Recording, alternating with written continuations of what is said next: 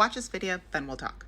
I have a question for Democrats, liberals, leftists, independents, non-Kangles McGee supporting Republicans. And no, it's not a gotcha moment. It's a genuine question. With all of this purple revolution talk swirling around right now, I posted a video a couple days ago basically saying that, hey, people in MAGA are slowly starting to wake up and we need to give them the space to do that without throwing the I told you so's in their face. And that got a really mixed response. And I get it because I completely share a lot of those same feelings of anger and frustration. So here's my question. For people who are starting to wake up out of MAGA and starting to be like, hey, I actually don't think that I align with this. I feel like I've been lied to. I don't support what is happening in our country for whatever reason. What actions do you need to see those people do? Like,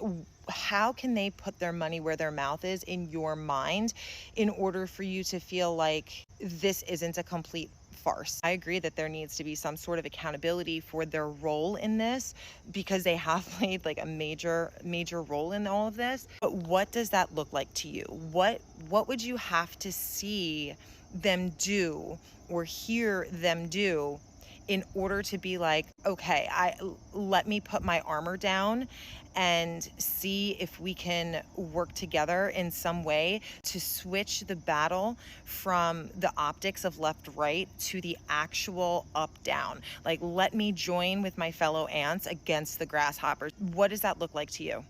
Now, this is an excellent question. I have some thoughts. But first, hi. For those of you who are new here, my name is Shayna. I am a journalist. And on this platform, I talk a lot about decentering men and child-free living through an intersectional lens, which is inherently political. I am also a very black lady, which means that I have a lot of experience living in the margins. So first, if any of that sounds like a vibe, please like, share, subscribe, all that good stuff. Next, if you are interested in leaving the United States or leaving whatever country you are in that might be falling into schmashmism, because I don't know if I'm allowed to say that on this platform anymore, definitely head over to the description and look for Black Babes Abroad. I'm sharing a whole bunch of resources. Me and my co-founder are sharing a whole bunch of resources to help people navigate their great escape. I am currently living in Thailand. She's living in Denmark. We've emigrated to multiple countries, all that good stuff. Lots of free resources, including a free checklist, all in the description. Now, back to the original programming. So I am going to reframe this. Don't look at my house. I am going to reframe this question in other words. Same question though.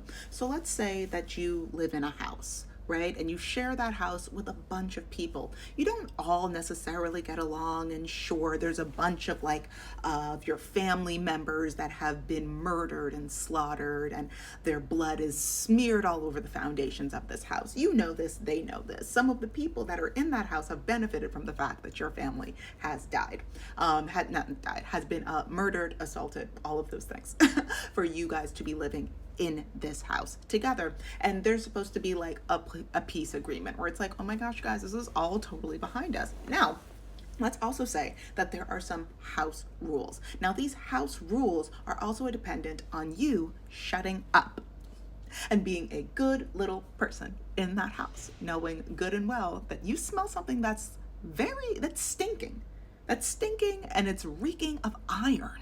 Now, there are some people that come in and they're like, they are the ones that create the house rules. And, like the base level things, they kind of stay the same from the moment that you all have got there. But there have been some changes that come in with each new group of people that create these house rules and create order within the house, right?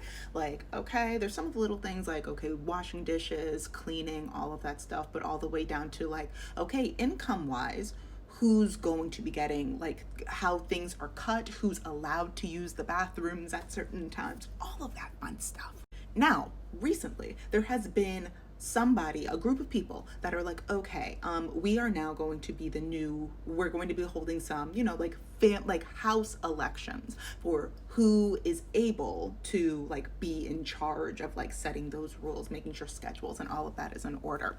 And that the person that is up for that election loves the fact that everybody can smell the iron of your dead ancestors throughout the building, is super cool with you never being allowed to use the bathroom, taking all of your money and giving it to other people. They will call you the N-word, all of these things, right? And they have also said, hey, listen, I'm interested in burning the house down. Now, you say, oh my goodness, this guy wants to burn the house down. You've been saying this for years. And some of the people, a minority of the people in the house are like, yeah, I did hear him say that. That's not good. But then there's a larger portion of people in the house that are like, yeah, I heard him say that. But he did also say that my room in the house is going to be A-okay. Now you're also saying, but that doesn't make any sense. And two, he was very much saying that he's going to start kidnapping people that are living in this house too, that have also been paying rent. And then those same people that are like, but my room is going to be okay when he burns the house down. And also, did he really say that? You play the clip. They go, I don't really think that's what he meant. You go, he's burned houses down before. And you go, well, I mean, nobody's perfect. And maybe eggs will be cheaper. Now, fast forward through a whole bunch of things, and guess what? The house is on fire.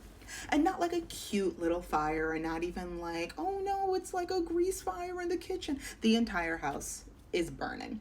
The entire, dare I say, the neighborhood is now stepping outside of their houses to make sure that they have enough space. And the people that are a little bit too close, they're like, ooh, you know what? We're moving because as soon as that hits the gas tank, this is gonna be bad.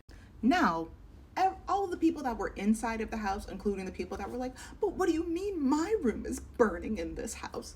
Everybody now had to take whatever few things they had in their hands, whatever they could grab, and they brought it outside.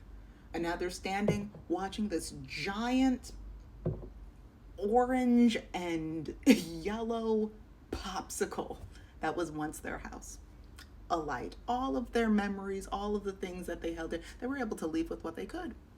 But they're looking at it, and you're looking at them, and they're looking at you. Now, you knew that the house was going to get burned down, so you were at least able to move some of your stuff into storage, along with some of the other people that believed you and were also like, hey, that guy said he's going to burn the house down. You guys were able to plan, organize, share resources, like, hey, this guy's got a really good deal on some storage units. Oh my gosh, thank you so much. We're going to be moving all of our things over there. Let me go and tell Sally, hey, Sally. People started planning, started organizing, and they were able to save some of their things. So that way, hopefully, things don't get even worse, but so that way long term they could rebuild. Now, the people that were like, oh my gosh, but my room, those people are standing there with their 4 things and half an ounce of sense. And they're like, hey, I think we should live together again. So in response to that question, here's my question. Within this situation, if you were the tenant that was like, hey, this guy is planning on burning the house down, what would that other tenant that was like, but my room would be okay, what would they have to do for you to trust them again? Let's even change this up a little bit more. You are in an abusive relationship. You leave abusive relationship. Person who caused harm to you says, I would like to be in community with you again. What could they do for them to earn your trust so that way you could let your guard down?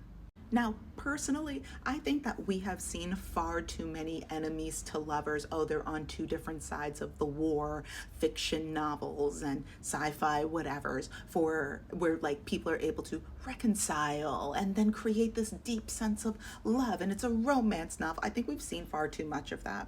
And we've ingested it. And it's like, oh, clearly this is a common thing and a thing that can happen at any given time. Now, I, Shayna, have made videos, I'm going to link one right up here, where I have shared, you know what, if you really want our trust that bad, might as well earn it. Put your body in front of ICE. Put your body in front of the bullets. They're coming after all of us, right? Get in the front of the line. Take a couple hits. Don't move out of the way. Protect marginalized people physically. Do it enough times, and then maybe people will start to trust you. Maybe. Maybe. Because harm was done. Harm that you were super okay with happening to other people. Hey, we're all in this together, right? Now, but those are my thoughts. Do I think that that would automatically mean that the door would be open and then people would let their guards down? No, but I think that it's a start. Put your body where your mouth is. Not once. We need to know that you are willing to consistently stand up for the right thing. And then maybe we could have a conversation. Maybe. But I think that's a great place to start. But those are my thoughts on this. Please let me know yours in the comment section. And for the love of God, stay safe out there.